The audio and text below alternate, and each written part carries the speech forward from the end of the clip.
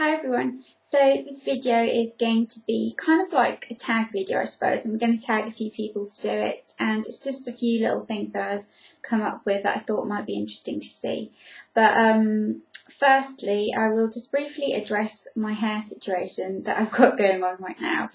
My hair is, if you compare it to men, you know how there's always the man that's the dangerous investment, that if you were kind of talking about him to someone, you wouldn't recommend any of your girlfriends to go out with him because he's unpredictable, unreliable, does whatever he wants, that kind of man. That's the kind of man my hair is being at the moment. It's just being unpredictable. It can look lovely one day and then crap the next. And it's really nice and silky one day and then just frizzy the next. And it's just horrible. And it really, really needs a cut. But I live in an area where I don't trust any of the hairdressers in my area. So I'll have to sort of travel somewhere to get my hair cut, and I just don't know how much I can sort of be bothered with that at the moment. And another thing is the weather's just so awful here at the moment that it's kind of like you can go out looking lovely and you come back and you look like a frizzy mess because it's just horrible. And my hair got rained on this morning when I went out to get the washing in because it started raining. So yeah, with that fiasco out of the way, I just thought I'd let you know in case you were wondering why my hair looked so crap. With that fiasco out of the way, I'm going to get to the tag video. So like I said, I'm going to tag a few people at the end of this video, but I just came up with a few little things, and you'll obviously know by the title of this that it's beauty rules. What are your beauty rules? Now, I know it's the kind of concept of rules are made to be broken and why would you have beauty rules? I get that kind of aspect, but at the same time I can't help but feel like we've all got the kind of little rules that we always make sure we don't break, and they're kind of your holy grail rules. Everyone's can be different, some can be the same. Obviously you get the universal, you know, rules of like drink water, sleep well, that kind of thing. I'm not talking about those, as we'll see in a minute. I've written mine down actually down here so I can kind of just talk you through them, and hopefully it'll kind of be a bit more self-explanatory once I've done it. So the first rule is sunscreen. This is my #1 rule, and this is kind of like an obvious beauty rule, I suppose. But I won't leave the house without wearing sunscreen. Even when it's really horrible weather and it's raining, I still wear sunscreen. I wear sunscreen every single day. I wear factor 30. And I couldn't not wear sunscreen. I'd feel like the most irresponsible person in the world. And I've also got the type of skin that kind of scars very easily. So if I've had a breakout, the scars of that breakout, kind of the evidence, will be there for a really long time. And I feel like when you use sunscreen, you kind of help the scars not get worse, and you help prevent hyperpigmentation, which I've got a lot of on my cheek area.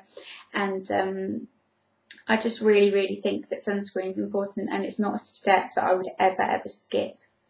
Then the next one is brows. Now this might sound a bit weird to you, but I am the brow girl. I am obsessed with brows. It's one of the first things I notice when I look at people's faces, and I realise that is quite weird and a bit scary. But I love a nice brow. I think it kind of stems from being really miserable with my brows kind of in my early teens because they were really dark and really thick, and I hated it. And I wanted to have, you know, brows like everyone else had, that were the kind of skinny tadpole brows.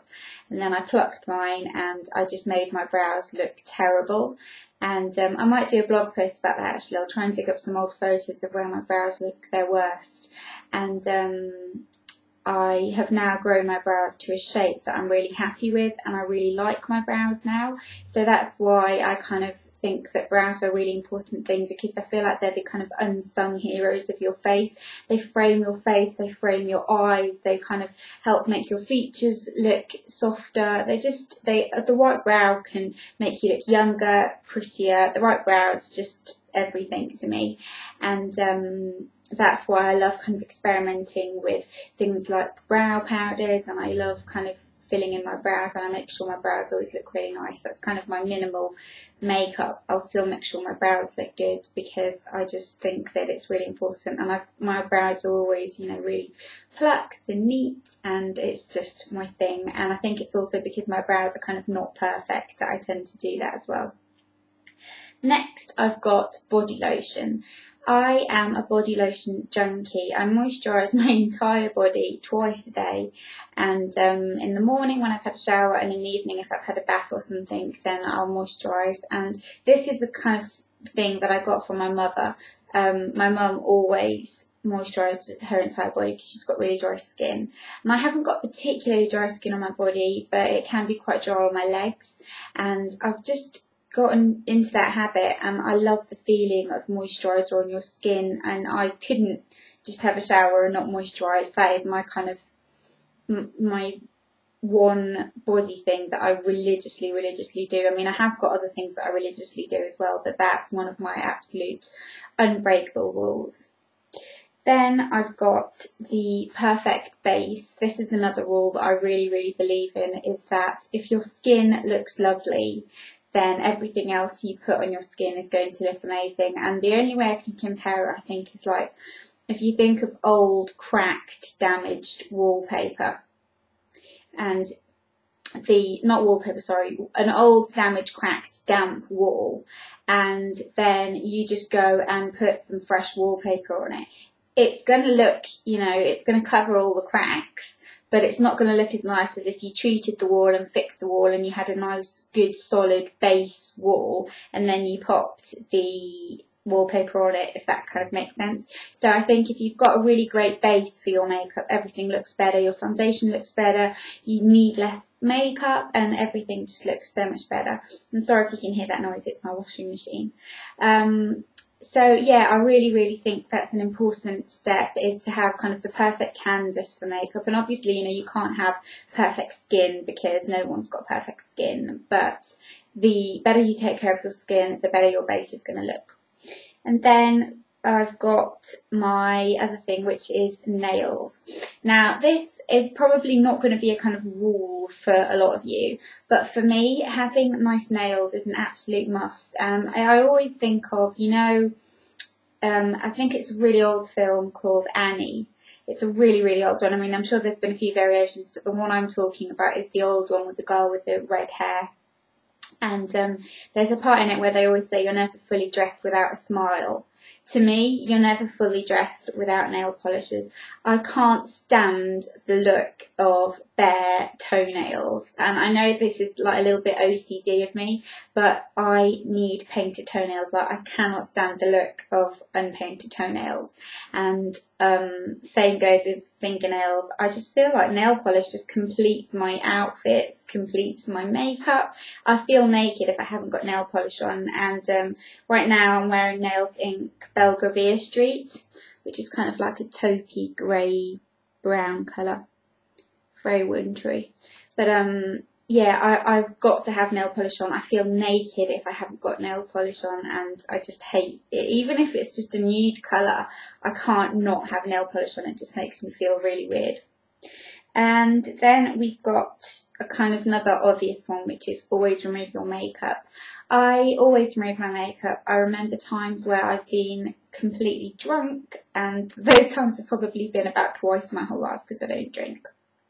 But I've been, you know, in the bathroom with the eye makeup remover trying to get all the slap off because I can't go to bed without makeup. Like, I just the thought of it grosses me out completely. Like, I just imagine your pores and everything sat on them, and they're trying to breathe and they can't. And I know it's not exactly worked like that, but that's just kind of how I imagine it in my head. And it's what makes me make sure that my makeup comes off entirely every night before I go to bed. And I always make sure that I've got completely clean skin before I get into my bed. And then last but not least, this is my 7th one, is lips. I'm not the kind of person who can have a bare lip or a really nude lip for that matter. My lips are a really tricky part of my makeup, I feel, because I've got quite dark pigmented lips and they're kind of a bit unevenly coloured. and I just hate the look of me with bare lips. So I have to have something on my lips, but I feel like I can't just slap some lipstick on because they're quite faded on the edges. So I'll have to have lip liner, and I have to highlight my Cupid's bow to kind of make the best of my lips. I feel like my lips are kind of a little bit weird and a little bit difficult to work with, and I can't wear a really nude colour because it just doesn't suit my skin tone, and I have to kind of really play around with what I'm going to put on my lips and how it's going to look good. I can't just, you know, just buy any kind of lipstick and chuck it on. Like, I love the kind of bright bluey toned pinks like Viva Glam Gaga and Saint Germain, but I can't wear those. Like, I sometimes wear them, but I know that they don't really suit me. I need the kind of warmer tones. I need colour on my lips because that's what brightens my face. I've got a very dull face if I don't wear lipstick, and sometimes I wish I could just kind of slap on a little bit of lip gloss and be done, but I need the full works with lips. So yeah, I hope you enjoyed this video. Like I said, it's going to be a kind of tag video. I'm going to tag Lauralovesbeauty and Missbudgetbeauty, and who else am I going to tag? I'm going to just put in the description box who I'm going to tag, and then I will let them know on Twitter if they want to do this tag, because I feel like it'll be interesting to know what kind of other people's rules are. And basically all you need to do is just name your top beauty rules that you'd never break, and that are considered, you know, absolute rules for you that you always do. And yeah, I'd love to know what your rules are in the comments below, so make sure you pop that in the comments. And quickly before I go, I'll just go over what's on my face in case anyone was wondering. My foundation is Revlon Colour Stay, which I am quite liking at the moment, but at the same time I'm really sad that my skin's that horrible that I've got to use it because it is quite heavy. My cheeks are Topshop's blush in Pop. On my lips I'm wearing a L'Oreal lipstick called Light Garnet, which I'm not overly loving, but that's what I've got on my lips. And then my eye makeup, I've just got a little bit of the Stila smudge stick in the colour Murray, which is that kind of khaki shimmery colour. Came with a glossy box. I've got that on my upper lash line and just mascara on my upper lashes, not on my bottom lashes. And yeah, so I hope you enjoyed this. Like I said, let me know what your top beauty rules are, and I will see you all soon. Bye bye.